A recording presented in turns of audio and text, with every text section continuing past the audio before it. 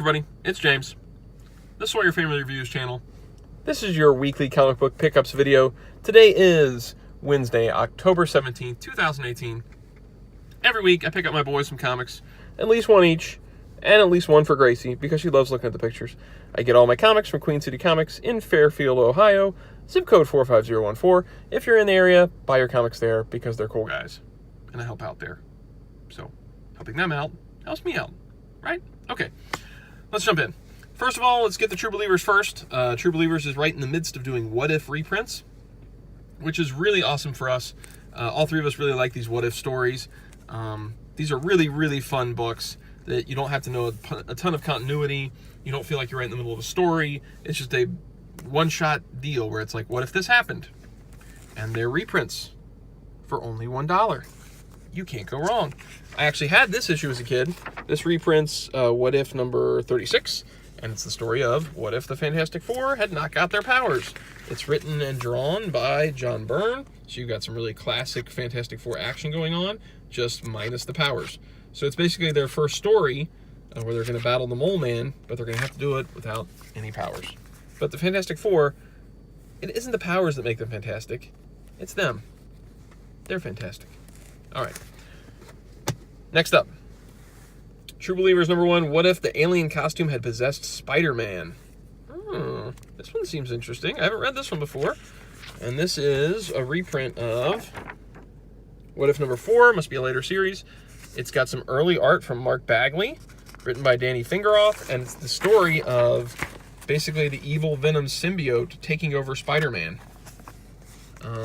Instead of him being able to battle it back, it basically takes him over, and he becomes Venom in some way. He's not like Eddie Brock Venom, but the Venom symbiote kind of controls him. So that is that one. Get these guys out of the way. Then we have a couple older books here. Spider-Geddon, I think, came in last week, or maybe the week before. Can't remember for sure. Keaton came to me the other day and said, hey, what happened to that Spider-Geddon book? Did that ever come out? And I said, it did, but you had other books that week, so I didn't grab it. I didn't know you wanted that. And he's like, oh, yeah, I checked out that Edge of Spider-Geddon, and I really liked it. I would like to read that book. I'm like, oh, okay, well, one of these weeks where you've only got one book, I'll grab this one too. So that was this week. And this is written by Christos Gage with, based on a story by Dan Slott. Wah, wah.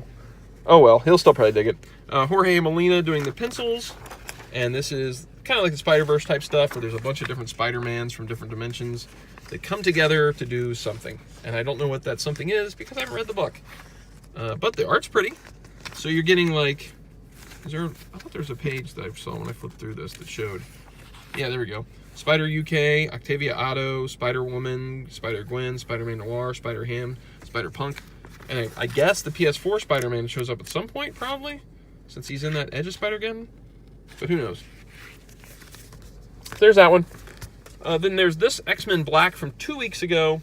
If you saw last week's video, you saw I picked up X-Men Black Mojo for Blaze. It has the second part of an Apocalypse story that goes across all these issues.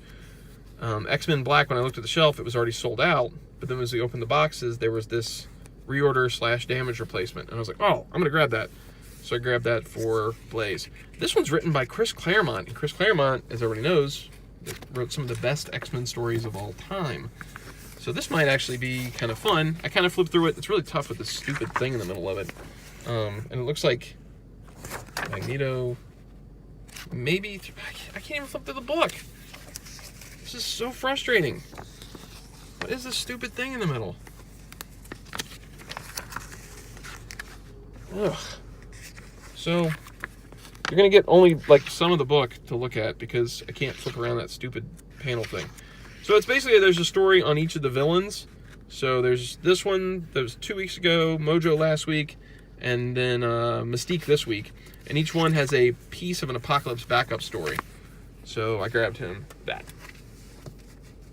Next up is Gracie's book, which is Frozen, number 3 from Dark Horse Comics. There were no DuckTales-esque books this week, so I went with this Frozen book. It's got really pretty art, and she likes the Frozen movie, so this will be fun for her. And that was this week. Here's another book from this week. This is for Blaze. Daredevil 609. I don't know if he has Daredevil 608, but this says part 1 of The Death of Daredevil, and it's written by the same guy, Charles Soule, with art by the amazing Phil Noto, so I grabbed it. I was like, you know what? Even if he's behind, this will still be a fun book to read because it's the same writer that he's been enjoying, and it's Phil Noto, who's awesome, and it's part 1 of this story, so I think he'll be all right.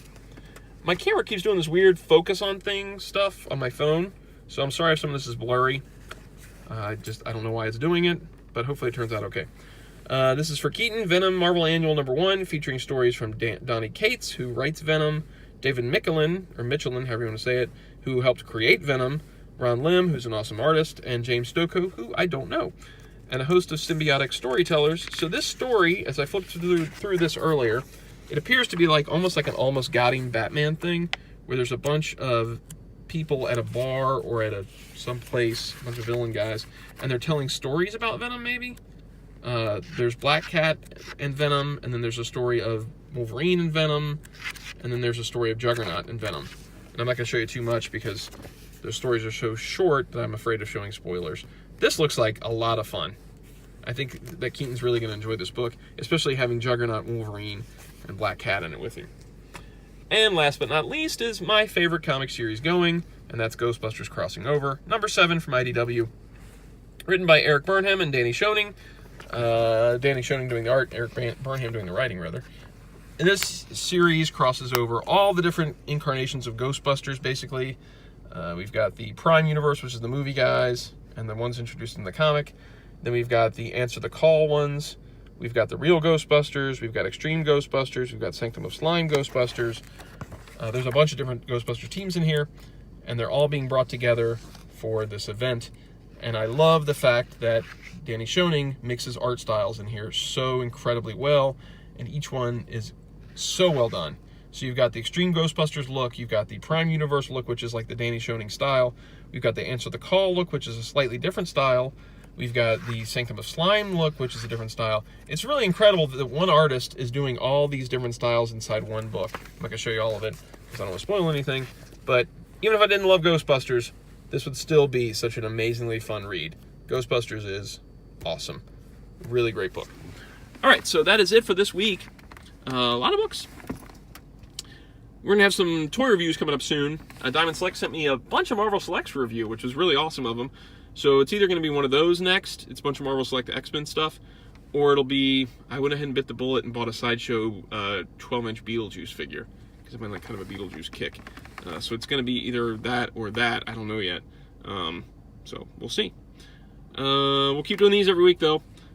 It seems like it's really dark in here. I don't know why, what's up with the darkness. Yeah, so that's it for this week. Next week we'll do another one of these. If you like the videos, click like, click subscribe, click notify. As always, leave a comment below if there's any comics you think we should pick up or anything else you want to comment on. All right, see you guys. Bye.